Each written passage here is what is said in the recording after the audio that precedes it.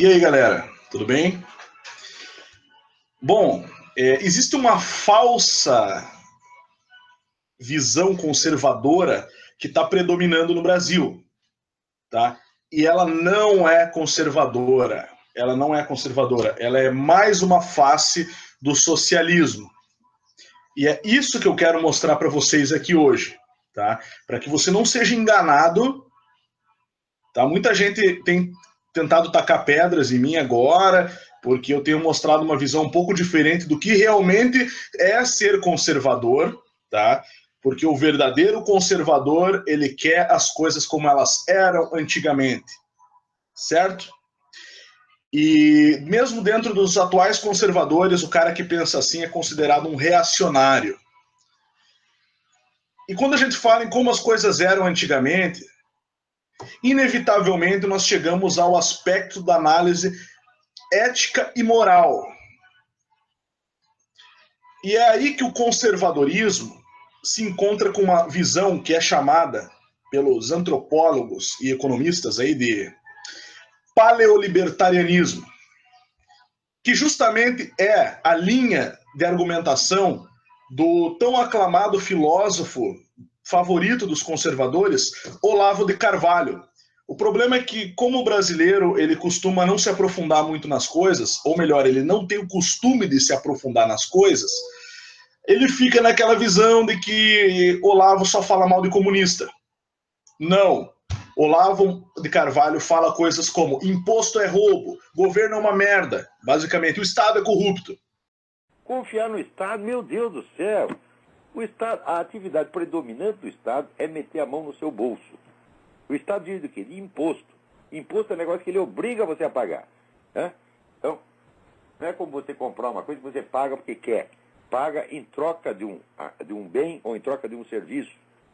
No Estado, não. Ele te cobra o imposto independentemente de ele prestar o serviço ou não. Opa, o Glaucio Israel pergunta: o Olavo de Carvalho é um libertário não assumido, uma vez que ele simpatiza com algumas ideias? Eu sempre digo o seguinte: um conservador sério vai ser sempre um libertário, e um libertário sério vai ser sempre um conservador. Sem o conservadorismo não há como manter o libertarianismo. E sem o libertarianismo, o seu conservadorismo é só de fachada. Afinal, o Estado não é uma ferramenta de manutenção da ordem. O Estado é uma ferramenta de violação da ordem, de violação dos poderes locais, das autoridades ordenadas. O Estado destrói com a sua potestas toda a autoritas local.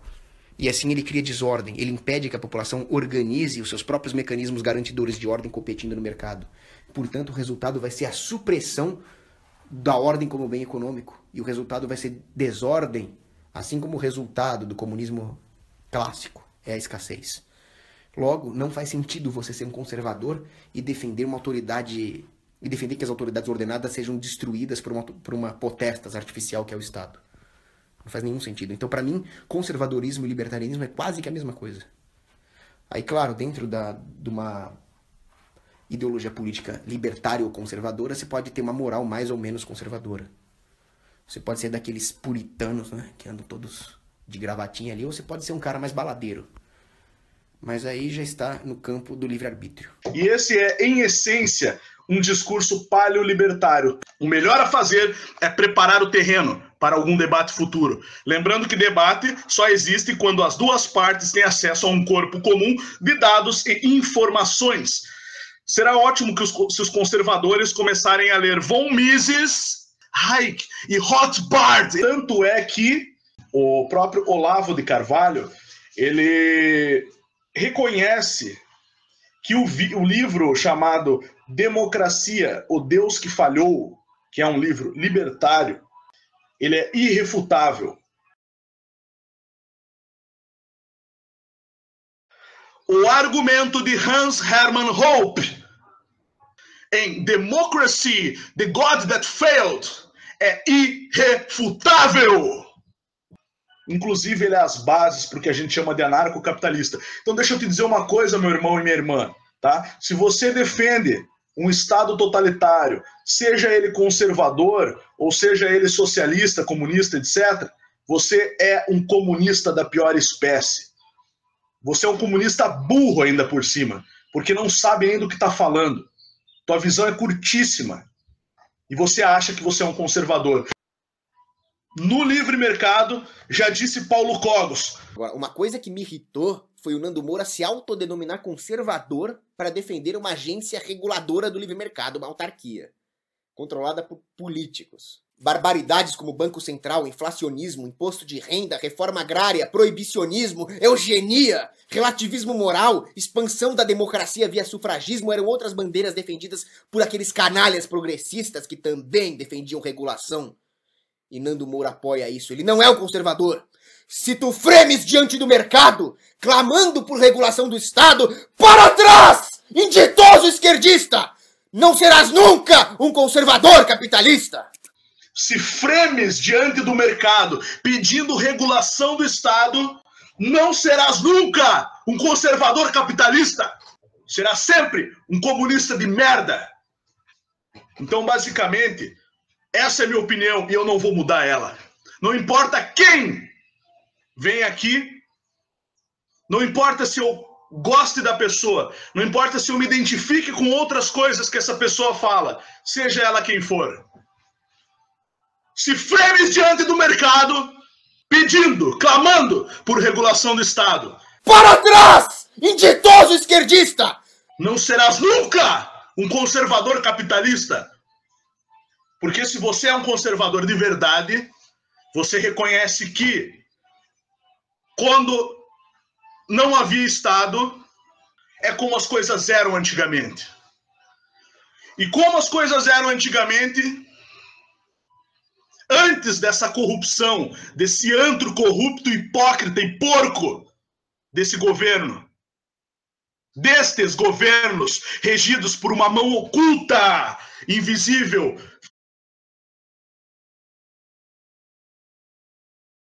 feita por ateus satanistas, ainda se fossem só ateus, mas não por satanistas, membros de sociedades secretas que dirigem esta nação. Não me venha de hipocrisia! Eu vou mostrar para vocês do que eu tô falando, para vocês não falarem que eu tô só aqui gritando sem razão, porque eu me revolto com a hipocrisia de falsos conservadores que clamam por um Estado corrupto, intervindo nas suas liberdades individuais. Hipócritas! Nunca foram conservadores. Aqui, na revista Calibre, empreendedorismo, desenvolvimento pessoal e verdadeiro conservadorismo. O anarcocapitalista Olavo de Carvalho. Uma coletânea aqui de algumas postagens do tão aclamado filósofo Olavo de Carvalho. Posto é sempre roubo. Podemos tolerá-lo e até pagá-lo, mas nunca respeitá-lo. Esse é o filósofo conservador que prega a libertação em relação a esse Estado corrupto, que toma suas terras se você não pagar o IPTU em dia e que sobe a cada ano a cobrança do imposto, mostrando que você é um inquilino sobre a sua terra e não um verdadeiro proprietário, uma vez que o Estado é o proprietário. E falsos conservadores de merda vêm aqui me dizer no meu canal que é a merda do Estado que legitima a propriedade. Isso é infâmia. O que legitima a propriedade é como você a conquistou, se por meios lícitos ou por meios ilícitos. E de acordo com a escola de Mises e outros libertários, o princípio da não agressão é a base da licitude. Ou seja, se você não tomou esta terra de ninguém, se você não usurpou esta terra de ninguém, mas a adquiriu mediante uma negociação honesta, então sim, é lícito você ter a propriedade sobre ela. E o Estado agressor não respeita a licitude. Eles criam leis que só se aplicam a vocês, mas que eles próprios não respeitam. E criam monopólios que eles distribuem os serviços da sociedade. Outra frase do filósofo conservador, vamos dizer aqui, esta é a melhor definição de governo que já vi. É uma entidade que confisca todos os seus direitos e os vende de volta a você sob a forma de licenças. se fremes diante do mercado, clamando por regulação do Estado. Para trás, inditoso esquerdista! Não serás nunca um conservador capitalista, serás sempre um socialista político. Um comunista de merda que nem sabe que é um. Sugiro, disse Olavo de Carvalho, que organizem comissões de bairro e comecem a resolver seus próprios problemas, sem pedir nada à administração pública. E por que não podemos fazer isso? Porque o Estado nos impede de fazer as nossas atribuições, inclusive a nossa segurança, porque não nos deixam portar uma arma, porque a arma hoje é exclusividade de policial, dos quais uma boa parte é corrupto, logicamente que não todos, mas uma parte relevante, e exército, que praticamente não é utilizado hoje, e bandidos que utilizam muito bem todos os dias suas armas. Outra frase de Olavo aqui mais para baixo: um povo que pode suportar meses e meses de crise de governabilidade prova que não precisa de governo. Seu falso conservador de merda que defende um governo. O argumento de Hans Hermann Hoppe em Democracy, The God That Failed, é irrefutável. Aí, para não dizer mais nada, podia ter parado por aqui, né, Olavo? Mas suscita o seguinte problema: ou a ordem natural terá de ser implantada mediante uma revolução mundial que concentrará mais poder do que todas as revoluções anteriores, produzindo, portanto, ordem natural nenhuma, ou permanecerá apenas como uma unidade de comparação teórica para orientar combates pontuais que, como acontece com frequência com as iniciativas libertarianas, veja-se a eleição para governador na Virgínia, podem dar resultados opostos aos desejados, porque não há medida comum entre a sociedade ideal e a política prática. E ele colocou um ponto importante, um questionamento: será que nós estamos preparados? Porém, esse exemplo aqui dele, do governador da Virgínia, não serve, porque nós não chegamos num ideal proposto aqui por Hans Hermann Hoppe, o qual o próprio filósofo paleolibertário Olavo de Carvalho disse que é irrefutável. Nós não podemos considerar este exemplo de governador na Virgínia, porque ele ainda manteve-se no governo e com o Estado regulando todos os aspectos da vida da sociedade que estava sob seu governo. Então nós não chegamos ao ideal utópico. Me falaram muito em utopia aqui nesse canal, quando eu comecei a falar minhas verdadeiras ideias. Utopia tem como significado mais comum a ideia de uma civilização ideal, imaginária, fantástica. Então, meus queridos irmãos, eu não tenho vergonha de ser utópico, porque é justamente isso que eu almejo. Um lugar ou estado ideal, e preste atenção que esse estado aqui está com letra minúscula, denotando, portanto, não um significado de um estado no sentido de instituição, mas um estado de completa felicidade, um estado interior de completa felicidade e harmonia entre os indivíduos, o que nunca vai acontecer quando você é governado por corruptos, porcos imundos, sejam eles representantes da esquerda ou da falsa direita. Podem até se chamar de direita, se quer saber, porque de qualquer forma vocês vão estar presos nisso aqui, ó, janela de Overton.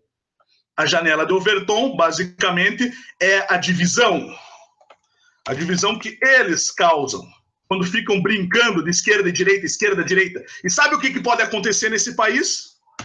Nós podemos eleger um governo de direita que vai necessariamente restringir mais ainda as suas liberdades e aumentar os seus impostos, justificando o roubo anterior da esquerda e fazer você engolir isso até que daqui a 4 ou 8 anos você esteja de saco cheio e comece a clamar pela esquerda novamente. E nisso eles ficam se perpetuando no poder.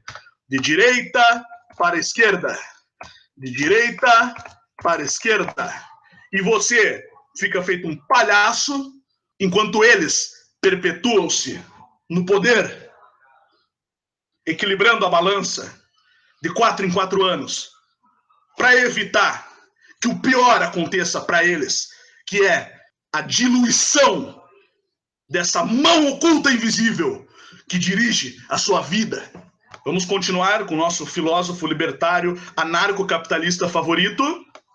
Eu jamais apresentaria qualquer proposta de lei ao presente Congresso simplesmente porque não reconheço autoridade legislativa em criminosos. Não o reconheço, nem muito menos respeito. Eles que votem o que quiserem, para mim não passa de papel pintado. A ingenuidade de uns não justifica a malícia de outros, mas cá entre nós, pedir que os bandidos legislem contra eles mesmos é sentar numa piroca explosiva. Adoro, Olavo. O melhor a fazer é preparar o terreno para algum debate futuro. Lembrando que debate só existe quando as duas partes têm acesso a um corpo comum de dados e informações. Será ótimo que se os conservadores começarem a ler von Mises. Será ótimo se essas merdas, esses falsos conservadores que vêm dizer bosta aqui nesse canal e em outros aí pelo YouTube, enquanto defendem suas bandeirinhas azuis comunistas, se eles começassem a ler von Mises, Hayek e Rothbard, esse cara aqui é foda, e os liberais Rousseau, Kirk, Voegelin e Scruton, escutaram seus fãzinhos de Olavo que nem sabem o que ele fala, seus merdas de comunistas, que pensam que são liberais, conservadores, são sei lá o que vocês pensam que são, mas vocês são comunistas! E sim, eu coloco toda a minha energia, e toda a minha raiva, e toda a minha indignação nesse vídeo. Porque eu estou pasmo com a hipocrisia desses vagabundos. O que é paleolibertarianismo? Paleolibertarianismo é uma ideologia derivada do libertarianismo clássico que inclui a moral contida no conservadorismo clássico como sendo uma parte da visão libertária ao se debater a ética, porém oposto à intervenção estatal.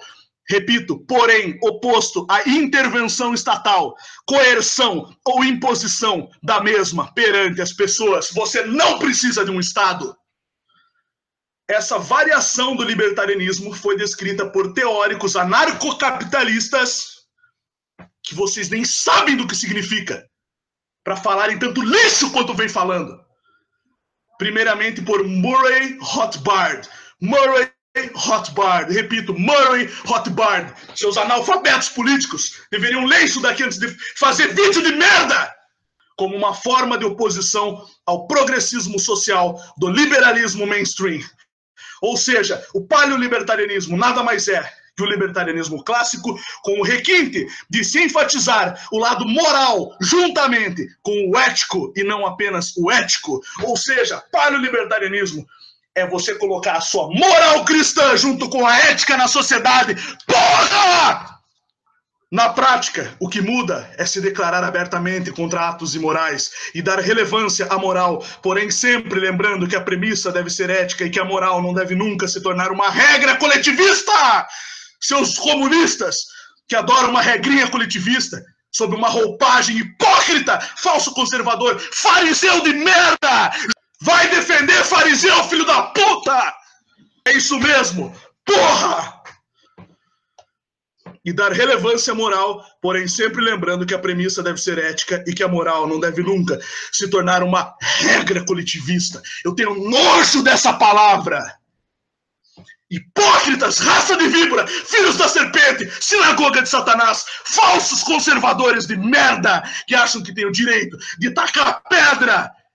Dentre os paleolibertários mais notáveis incluem-se Hans Hermann Hoppe, que ninguém refuta, segundo Olavo de Carvalho, Walter Block e o já mencionado Murray Rothbard. Se vocês acham que eu estou interpretando aqui, meu irmão, eu não tô! Eu estou indignado com a sua estagnação, com a sua hipocrisia, com a sua incapacidade de encontrar bons exemplos para o que realmente é uma sociedade libertária. Hipócritas! Deixa eu mostrar uma para vocês. Sabe o que libertários fazem? Vocês querem um exemplo? Cherán, a cidade mexicana, onde as mulheres encabeçaram o movimento, mas não fizeram sozinhas, fizeram com os homens. Expulsaram quem? policiais, políticos e traficantes da cidade. No México, o crime organizado está por toda parte, até nos menores vilarejos, com exceção de uma cidadezinha no estado de Michoacán, governada por mulheres locais. A população de Xerém defendeu a sua floresta de madeireiros armados e aproveitou para expulsar também policiais e políticos ao mesmo tempo. É isso que acontece numa revolução libertária! É isso que acontece, seus imbecis! As mulheres se reuniram em segredo para bolar o plano. Elas estavam fartas. Parabéns a essas mulheres! Vocês são macho de verdade! Não igual esses bunda mole de youtuber!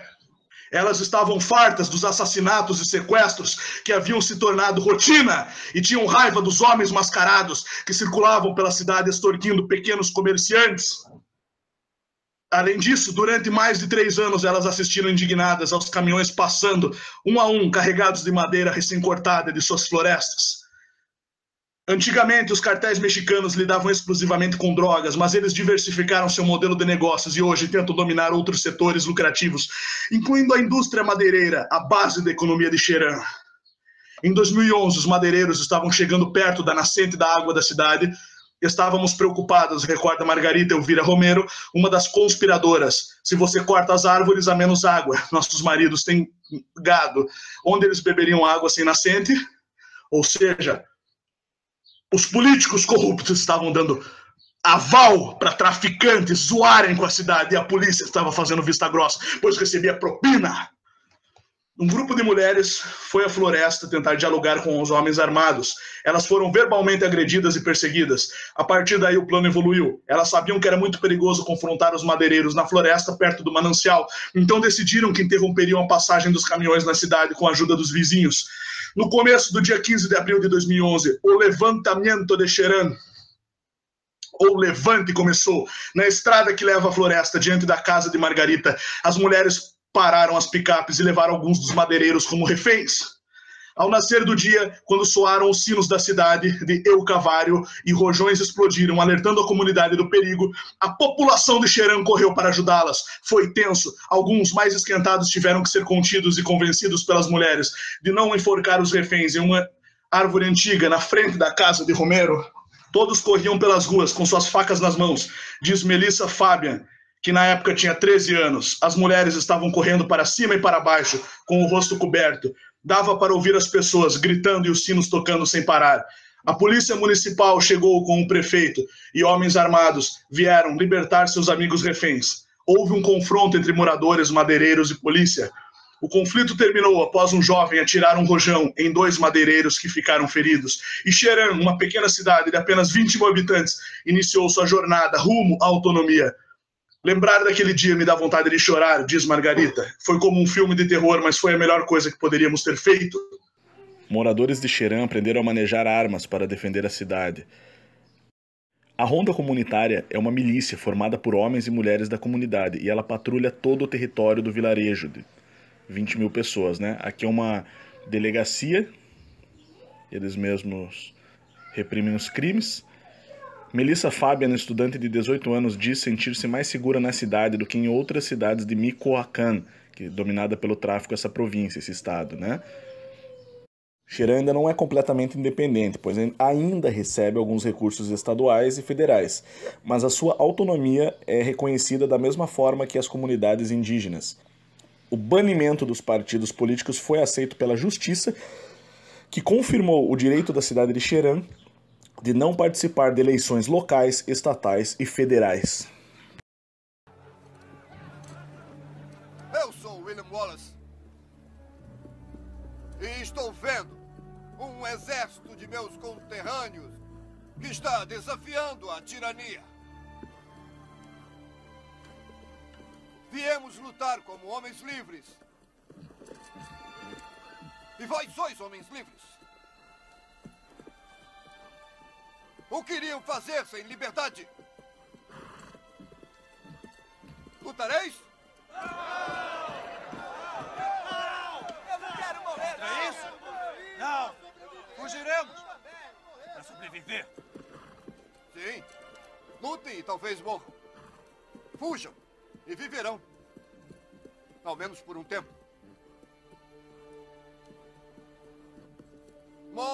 suas camas daqui a alguns anos.